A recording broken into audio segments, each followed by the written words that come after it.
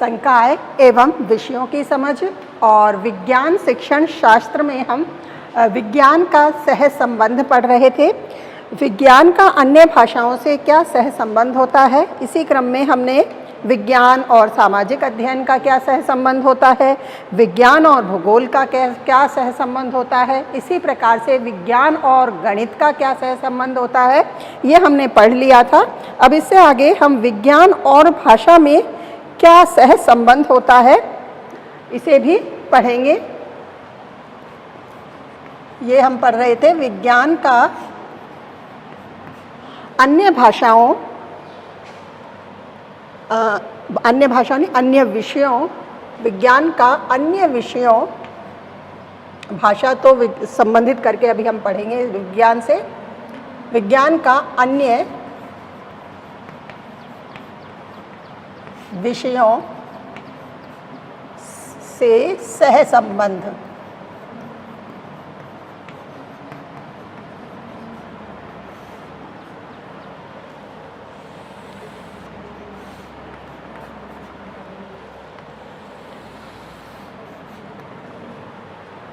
ठीक है, तो जो विषयों से सह संबंधित है सामाजिक अध्ययन, गणित, विज्ञान का और भी भूगोल से, ये चीज़ें हमने पढ़ ली थी।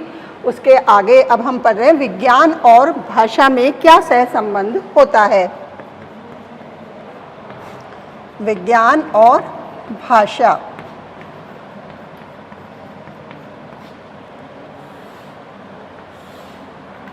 देखो भाषा से अर्थ किसी भी प्रकार की लैंग्वेज जो कि विद्यालय में पढ़ाई जा रही है, या कहें कि जिस लैंग्वेज में हम विज्ञान विषय को भी पढ़ रहे हैं, क्योंकि विज्ञान है लेकिन किसी न किसी भाषा में उसे भी पढ़ा जाना होता है। तो इस दृष्टि से विज्ञान और भाषा भी सह संबंधित होती हैं। विज्ञान और भाषा भी सह संबंधित होती हैं। अब देखो कैसे सह संबंधित होते हैं। सीधी तरह से हम बात करें कि जैसे विज्ञान को पढ़ा जाता है, लिखा जाता है, बोला जाता है, सब किस में बोला जाता है, भाषा में ही लिखा, बोला या पढ़ा जाता है। तो इस दृष्टि से भाषा का अति शुद्ध रूप भी एक तरह से बालक को आना चाहिए, क्योंकि जब हम विज्ञान के सारे नियम हैं, कोई भी सिद्धांत है या कहें कि तर्क है, इन सब की जानकारी देते हैं तो उन्हें हम लिखकर किसी न किसी प्रकार से व्यक्त करते हैं। तो इस दृष्टि से उन्हें हम शुद्ध रूप से लिखें, उनका उच्चारण सही करें हम, तो इस दृष्टि से भाषा का व्याकरणिक ज्ञान आवश्यक होता है।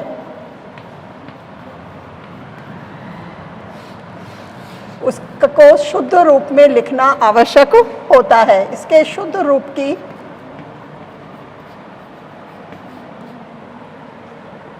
जानकारी,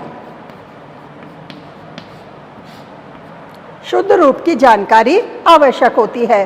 तो इस दृष्टि से हम ये बता सकते हैं कि जैसे भाषा है वह विज्ञान से सह संबंधित है, क्योंकि विद्यार्थी अपनी बातों को, अपने विचारों को शुद्ध रूप से, सही रूप से अभिव्यक्त कर सके। विज्ञान से संबंधित जो उसके तर्क हैं, नियम हैं, सिद्धांत हैं और भी किसी प्रकार के इससे संबंधित वह उसके ज्ञान को प्रकट करना चाह रहा है, तो उसके लिए उसे अपनी भाषा में सही, शुद्ध और एक तरह से आकर्षित भाषा का वह प्रयोग करे।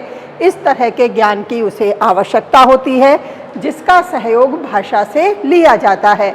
और इस दृष्टि से हम कह सकते हैं कि विज्ञान और भाषा सह संबंधित होती हैं। इसी तरह से विज्ञान और क्राफ्ट की बात करें, ये तो विज्ञान और भाषा हो गई।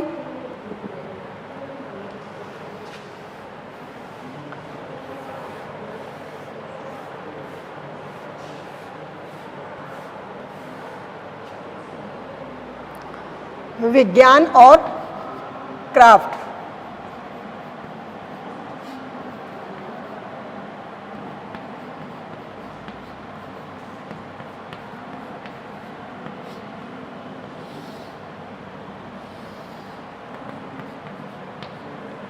देखो विज्ञान का क्राफ्ट से भी इस तरह से संबंधित है। जैसे क्राफ्ट में कई तरह की, जैसे लकड़ी के बॉक्स हैं, वस्तुएं हैं, कई प्रकार की वस्तुओं का निर्माण किया जाता है। अब विज्ञान उसमें कहाँ मदद करता है? एक तो सीधा सा तो एक आधार यही है कि विज्ञान द्वारा आविष्कृत जो यंत्र हैं, इसके द्वारा जो भी आविष्कार किए गए हैं, उन आविष्कारों के यंत्रों के माध्यम से ही, जो भी यंत्र है उन्हीं के माध्यम से क्राफ्ट की वस्तुएं तैयार की जाती हैं। तो उन यंत्रों का सहयोग क्राफ्ट में लेना ही विज्ञान से सहसंबंधित हो जाता है, क्योंकि उनको उपयोग में लेना, उपयोग में भी हम कब ले सकते हैं? जब उनसे संबंधित हमें ज्ञान होता है, हमें जानकारी होती है कि अमुक साधन जिसका हम प्रयोग कर रहे हैं, उसका प्रयोग हमें किस प्रकार करना है, किस दृष्टि से उपयोगी होगा, किस तरह से उस कार्य को पूर्ण करना है। तो इस दृष्टि से वहाँ उन वैज्ञानिक यंत्रों की जानकारी भी आवश्यक होती है। फिर जैसे इसकी जो आकृतियाँ बन रही हैं, उन्हें बनाने में किस तरह के नियमों की आवश्यकता होती है, तो वहाँ भी वैज्ञानिक ज्ञान काम आता है। तो इस दृष्टि से हम बता सकते हैं क्राफ्ट में जो लकड़ी का कार्य है, गत्ते के मॉडल हैं, मिट्टी का कार्य है, आदि का जो भी निर्माण कार्य होता है वह भौतिक विज्ञान के यंत्रों के प्रयोग के माध्यम से ही पूर्ण होता है। इस दृष्टि से हम यह बता सकते हैं कि विज्ञान और क्राफ्ट आपस में सह संबंधित होते हैं। जैसे कि इसमें भी, विज्ञान में भी हम भौतिक विज्ञान से इसको जोड़ें तो भी और अधिक स्पष्ट हो जाता है, क्योंकि भौतिकी में भी इस तरह के ज्ञान को बताया जाता है। तो भौतिक विज्ञान का क्राफ्ट से काफ़ी हद तक, काफ़ी सीमा तक सह संबंध होता है। इसी तरह से अब नेक्स्ट हम बात करें विज्ञान और दर्शन की।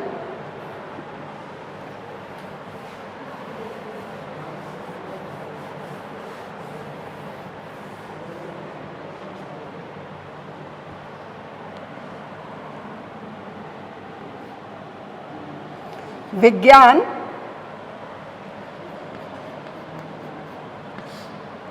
और दर्शन,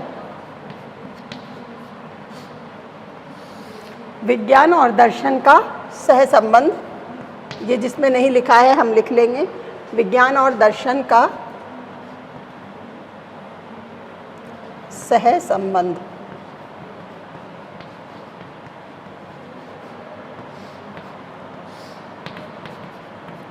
हाँ देखिए, सबसे पहले जैसे विज्ञान के अर्थ को तो हम स्पष्ट कर ही चुके हैं, पहले इसको हमने पढ़ लिया है। अब हमें इसे दर्शन से इसे जोड़ रहे हैं तो ये थोड़ा अलग विषय हो जाता है, तो मैं इसे बता देती हूँ। दर्शन से अर्थ क्या है? जो सामान्य अर्थ है दर्शन से, वो तो हम क्या लेते हैं, दृश्य धातु से इसका विकास हुआ है ना, और दृश्य धातु से अर्थ इसका देखना लिया जाता है। दर्शन से अर्थ हम देखना ही कहते हैं कि भाई किसी के दर्शन हो गए, यानी हमने उसे देख लिया है। लेकिन जैसे जो दर्शन शास्त्र है, जो दर्शन शास्त्र है, वहाँ इसके अर्थ को कुछ थोड़ा अलग ढंग से भी इसकी व्याख्या की गई है।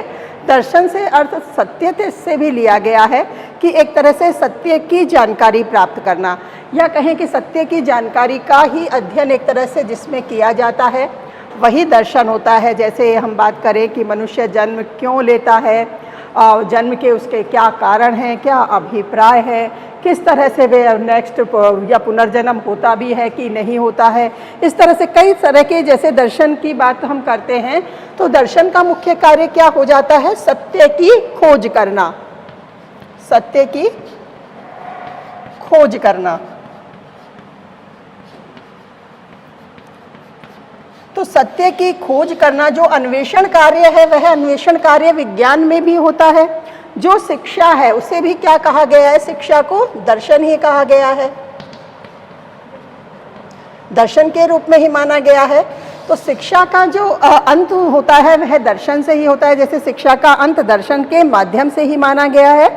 लेकिन विज्ञान मानो उसके भी जो भी विश्वास हैं, उन्हें तर्क के आधार पर उनकी सत्यता को प्रमाणित करने का कार्य करता है। जैसे दर्शन कुछ सत्य या कोई भी सत्य पे आधारित जो भी तथ्य हैं, जैसे कोई भी सत्य पर आधारित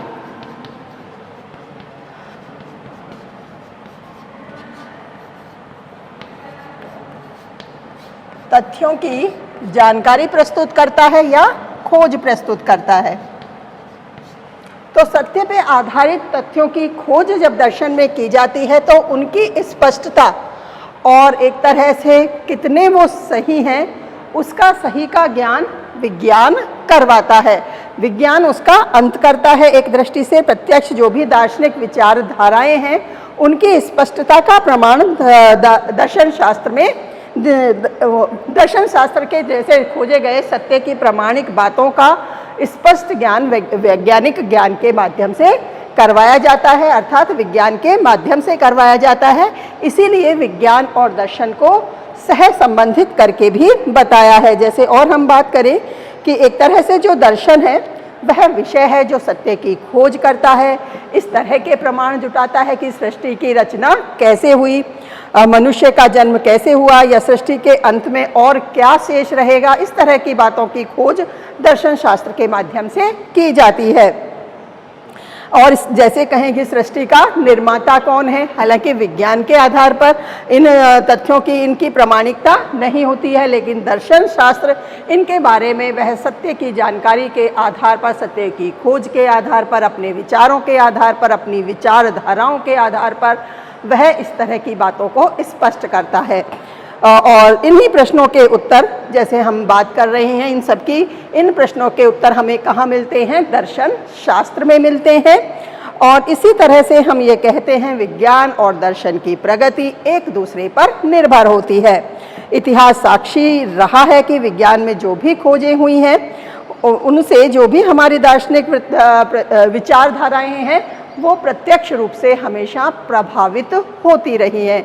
और इसी आधार पर हम विज्ञान और दर्शन को सह संबंधित मानते हैं। ये एक दूसरे से सह संबंधित होती हैं और इनका ज्ञान सह संबंध के आधार पर दिया जाता है। इसी तरह जैसे हर्बर्ट है, इन्होंने स्पष्ट बताया है विज्ञान और दर्शन के बारे में कि शिक्षा का अंत दर्शन के हाथों होता है, लेकिन विज्ञान हमें दर्शन के खतरों की चेतावनी देता है। लिख लेते हैं हम इस विचार को। हर्बर्ट ने ये जो विचार दिया है,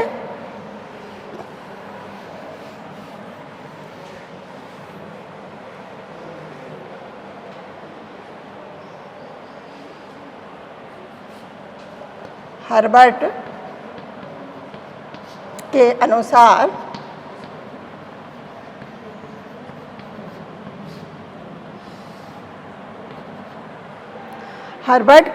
अनुसार शिक्षा का अंत दर्शन के हाथों होता है।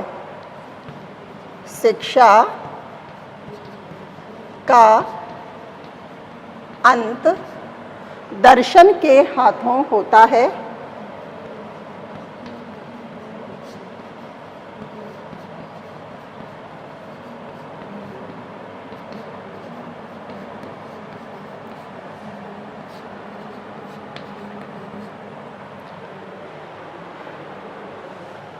इस तरह से इन्वर्टेड कॉमा में बंद कर देंगे। जो भी विचार होते हैं उन्हें इस तरह से स्पष्ट कर देते हैं।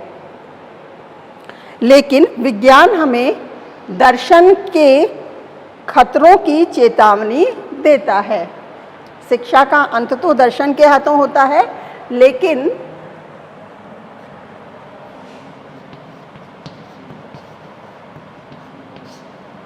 विज्ञान हमें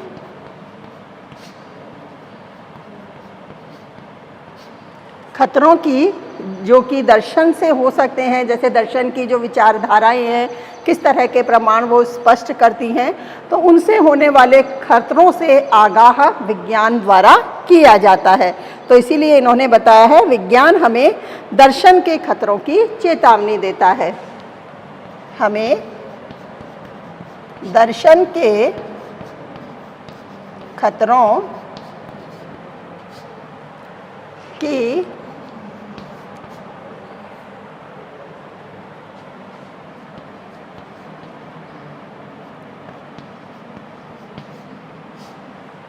विज्ञान हमें दर्शन के खतरों की चेतावनी देता है। ठीक है, इस तरह से विज्ञान और दर्शन के सह संबंध में हम हर्बर्ट के विचारों से भी अवगत करवा देंगे।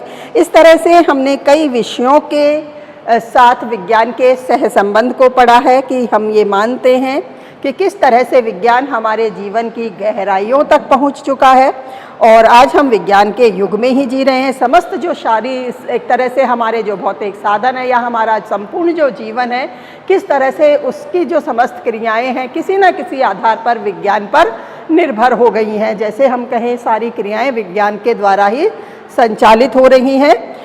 हमारे आसपास की जो भी कोई भी वस्तु है वह प्रत्यक्ष या अप्रत्यक्ष रूप से हम कहें कि विज्ञान से ही संबंधित है तो यह गलत नहीं होगा। किसी न किसी आधार पर वह विज्ञान से सह संबंधित होती ही है। विज्ञान ने समाज की संपूर्ण पद्धति को बदल दिया और इसने सामाजिक और भौतिक वातावरण जो है, भौतिक पर्यावरण जो है उसे भी प्रभावित किया है। दैनिक जीवन में आज जो भी ऐसी घटनाएं हो रही हैं कई तरह की जो कि विज्ञान से संबंधित हैं, वो हमें विज्ञान की एक तरह से जो भी वैज्ञानिक ज्ञान है उससे भी अवगत करवा रही हैं। इस तरह से हम ये कह सकते हैं कि विज्ञान को अकेले विज्ञान के आधार पर पढ़ाया जाना संभव नहीं है। उसे पढ़ाने के लिए जितने सारे विषय हमने अभी पढ़े हैं, दर्शन, सामाजिक अध्ययन, भूगोल, विज्ञान, गणित और क्राफ्ट, भाषा, तो इन सभी विषयों के साथ संबंधित करके इसे पढ़ाया जाना संभव होता है। इसी आधार पर अब हम आगे और पढ़ेंगे। जैसे हमने विज्ञान के सहसंबंध को पढ़ा है, सामाजिक अध्ययन का भी अन्य विषयों से सहसंबंध हमने पढ़ा है और हमारे सिलेबस के अकॉर्डिंग इसमें अब जैसे जो गणित है जो वह भी BSc B.Ed वाले 3rd ईयर 4th ईयर वाले स्टूडेंट्स भी पढ़ेंगे उसमें भी, और B.Ed फर्स्ट ईयर और 2nd ईयर वाले बच्चे भी जिनके पास की विज्ञान शिक्षण शास्त्र है जो गणित विषय से संबंधित हैं, वो गणित के अर्थ को भी, गणित से जो अन्य विषयों का सहसंबंध है उसे भी पढ़ेंगे। तो अब हम इसके बाद गणित विषय का अन्य विषयों के साथ किस प्रकार सहसंबंध है या विज्ञान की ही भांति किस प्रकार गणित विषय को भी अन्य विषयों से सह संबंधित करके पढ़ाया जाना संभव होता है और उसी से जैसे उसका ज्ञान सार्थक भी होता है। तो इस दृष्टि से हम गणित को पढ़ेंगे।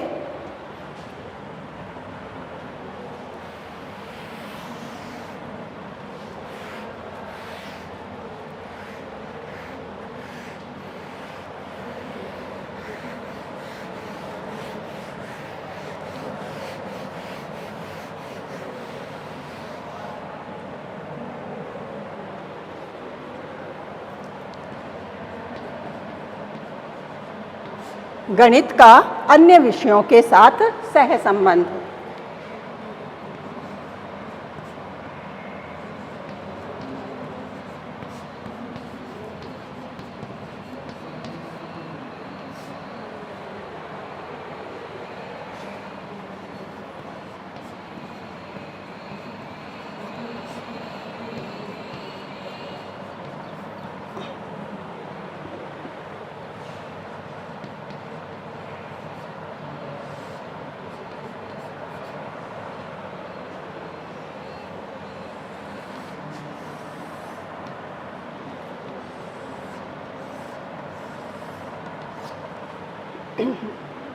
देखिए गणित का किस प्रकार से अन्य विषयों के साथ सहसंबंध है।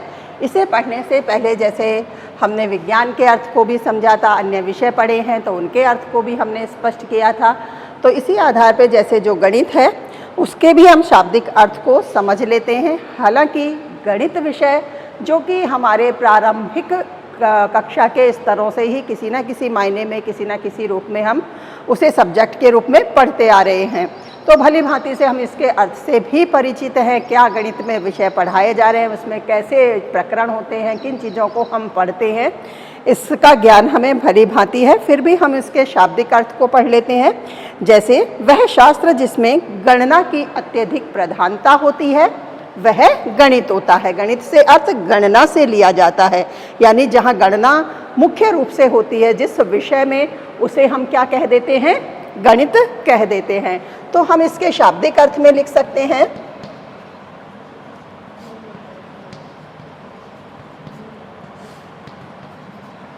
जिस विषय में गणना की प्रधानता होती है, या कहें वह शास्त्र जिसमें गणना की अत्यधिक प्रधानता होती है। वह शास्त्र जिसमें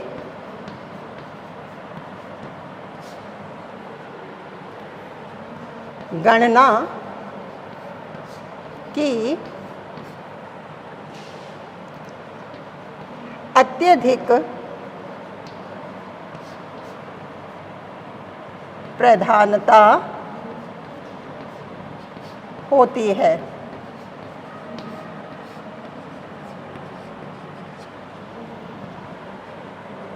तो उसे हम गणित कहते हैं।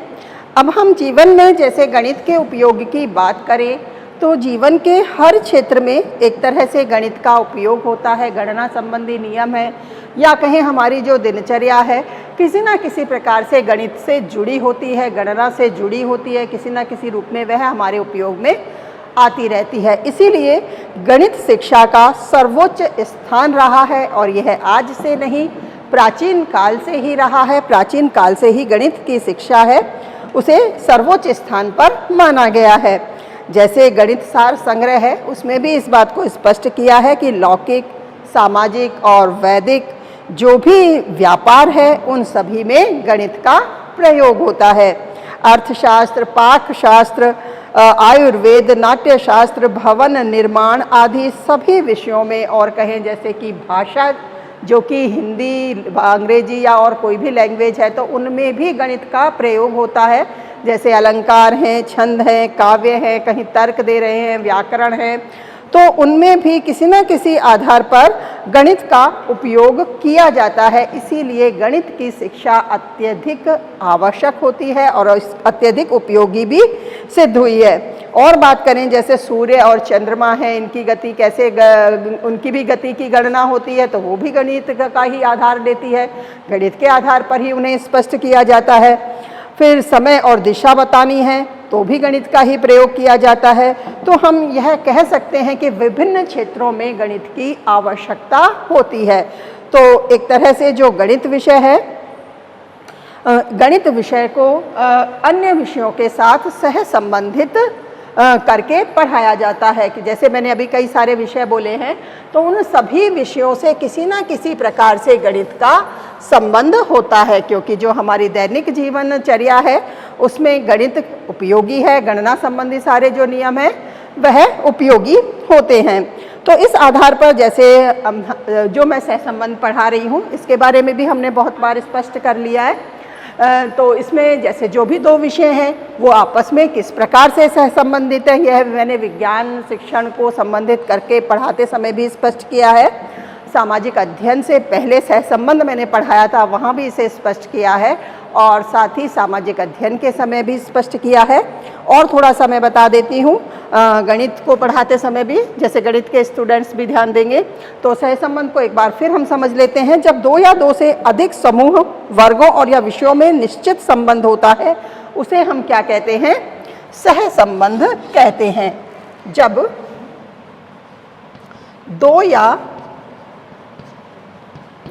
हालांकि जैसे सहसंबंध टॉपिक अलग से पढ़ाया है वह मैंने इसके अर्थ को, परिभाषाओं को भी बहुत ठीक प्रकार से एक्सप्लेन किया है, तो वहाँ से भी हम इसे और पढ़ सकते हैं। बस थोड़ा सा मैं गणित के दृष्टि से और बता रही हूँ। जब दो या दो से अधिक वर्गों में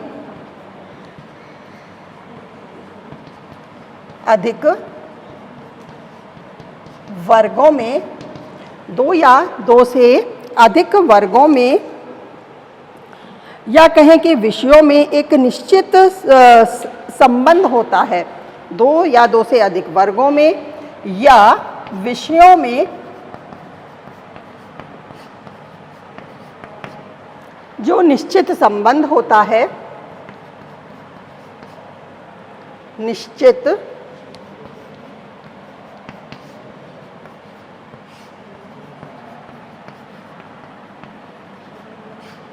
संबंध होता है उसे ही हम क्या कहते हैं? सहसंबंध कहते हैं।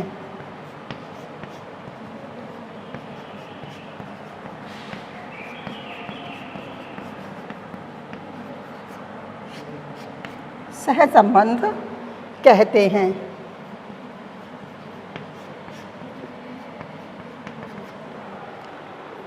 इसी प्रकार से जैसे और भी हैं, लैथरॉफ और फर्ग्यूसन ने भी सहसंबंध की परिभाषाएं दी है। इनकी परिभाषाओं को भी हम लिख लेते हैं। जैसे लैथरॉफ ने कहा है, सहसंबंध दो चरों में पाए जाने वाले संयुक्त संबंध का पता लगवाता है, या इससे दो चरों में पाए जाने वाले संयुक्त संबंध का पता लगता है। लैथरॉफ के अनुसार इसकी परिभाषा लिख लेते हैं, याद भी हो जाएंगी, छोटी परिभाषाएं हैं।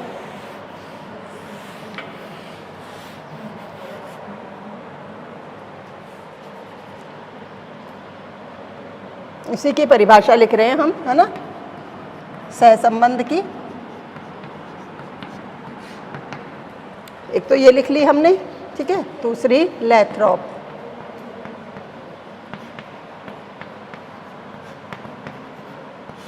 लैथरॉफ के अनुसार दो चरों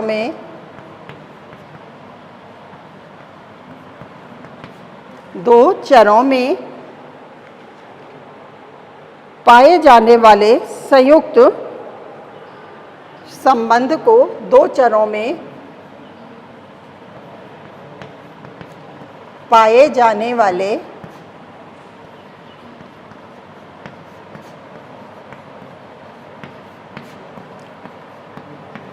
संयुक्त संबंध को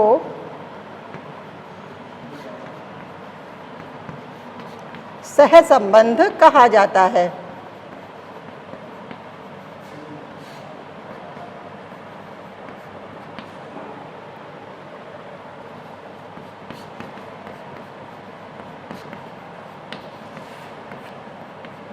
ठीक है, इसी तरह से एक और राइटर हैं, उनके अनुसार भी हम परिभाषा लिख लेते हैं इसकी, फर्ग्यूसन। इन्होंने भी कहा है, सहसंबंध का उद्देश्य दो चरों में पाई जाने वाली मात्रा का पता लगाना होता है। फर्ग्यूसन के अनुसार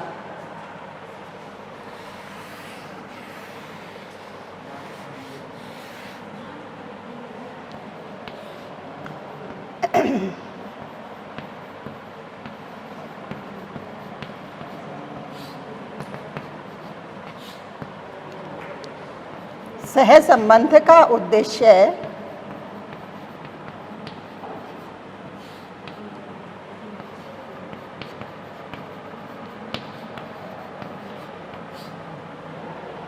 सहसंबंध का उद्देश्य दो चरों में पाई जाने वाली मात्रा, दो चरों में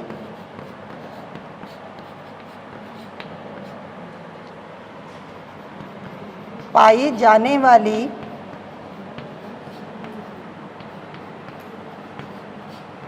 मात्रा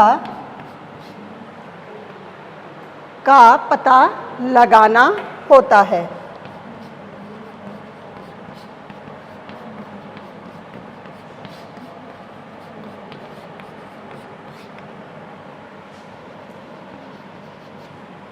ठीक है, इस तरह से फर्ग्यूसन ने भी सहसंबंध के उद्देश्यों को दो चरों से, अर्थात दो विषय, दो वस्तुएं, तो दो भी को इस तरह की दो चर या दो विषय हैं, उनमें किस प्रकार से आपसी सहसंबंध होता है, किस प्रकार वो आपस में संबंधित होती हैं, उस मात्रा का पता लगाना फर्ग्यूसन ने सहसंबंध का उद्देश्य बताया है।